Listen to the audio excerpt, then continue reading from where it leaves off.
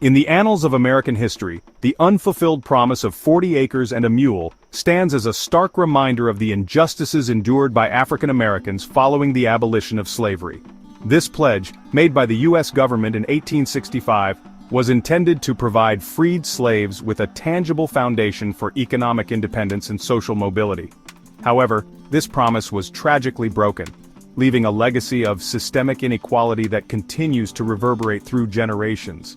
It is against this backdrop that H.R. 40, a bill proposing the establishment of a commission to study and develop reparations proposals for descendants of enslaved African Americans, emerges as a focal point of national debate. H.R. 40, named after the broken promise of 40 acres and a mule, represents a long-standing effort to address the enduring legacy of slavery and its profound impact on American society. This bill, first introduced in 1989 by Representative John Conyers, has been reintroduced in every Congress since, becoming a symbol of the ongoing struggle for racial justice and equity. The bill's central aim is to create a commission tasked with examining the history of slavery in the United States, its lingering consequences, and the potential for reparative measures. This commission would be charged with engaging in a comprehensive study of the institution of slavery, its role in shaping American society, and the multifaceted ways in which its legacy continues to affect the lives of African Americans today. The reintroduction of H.R. 40 in February 2025 by Democratic Representatives Ayanna Pressley of Massachusetts and Cory Booker of New Jersey has reignited the debate surrounding reparations, bringing the issue back into the national spotlight. This latest effort to advance the bill comes at a time of heightened awareness of racial injustice and inequality in the United States, fueled by a series of high-profile incidents of police brutality and systemic racism. The bill's proponents argue that it is long overdue for the nation to confront its history of slavery and its enduring consequences, while opponents contend that reparations are impractical, divisive, and would unfairly burden future generations with the sins of the past.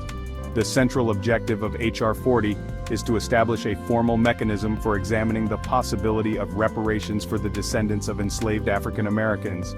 This commission, as envisioned by the bill, would be composed of experts in various fields, including history, economics, law, and sociology, who would bring a diverse range of perspectives to the table.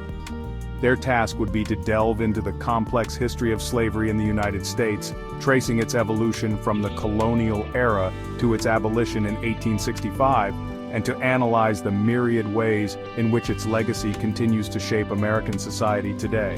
The Commission's findings would then form the basis for potential reparative measures, which could range from formal apologies and educational initiatives to economic programs and direct financial compensation. The Democratic Party's embrace of H.R. 40 has been met with both praise and skepticism, with some observers lauding it as a long overdue step towards racial justice, and others viewing it as a calculated political maneuver. Critics argue that Democrats are using the bill and the broader issue of reparations as a means to shore up support among black voters, a demographic that has historically been a cornerstone of the party's base. This skepticism is fueled by the perception that Democrats have often paid lip service to issues of racial equality without taking concrete action to address them. The timing of H.R. 40's reintroduction has also drawn scrutiny, with some suggesting that it is no coincidence that the bill has resurfaced in the wake of the Trump presidency. Donald Trump, known for his divisive rhetoric and policies often seen as hostile to minority groups, has been a polarizing figure in American politics. His presidency, marked by heightened racial tensions and a resurgence of white nationalism, has left many black Americans feeling marginalized and disenfranchised. In this context, the reintroduction of H.R. 40 can be seen as an attempt by Democrats to capitalize on this sentiment and present themselves as the party of racial justice, in contrast to the perceived racism and intolerance of the Trump era. Further fueling accusations of political opportunism are claims that Democrats are simultaneously engaging in policies that undermine their professed commitment to black Americans. Critics point to the party's stance on immigration, particularly its support for providing resources and a pathway to citizenship for undocumented immigrants, as evidence of a double standard.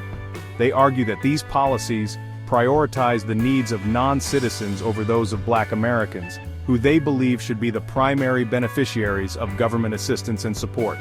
This argument often intersects with concerns about demographic change and the potential erosion of black political power, stoking fears that Democrats are courting the Hispanic vote at the expense of black communities. The debate surrounding H.R. 40 and the Democratic Party's motives highlights the complex interplay of race, politics, and history in American society. It underscores the deep-seated divisions that persist along racial lines and the challenges of addressing historical injustices in a contemporary political climate, often characterized by partisan gridlock and competing priorities. While proponents of H.R. 40 view it as a necessary step towards healing the wounds of the past and creating a more just and equitable society, skeptics see it as a cynical ploy to exploit racial divisions for political gain. The outcome of this debate will likely have significant implications for the future of race relations and the political landscape in the United States.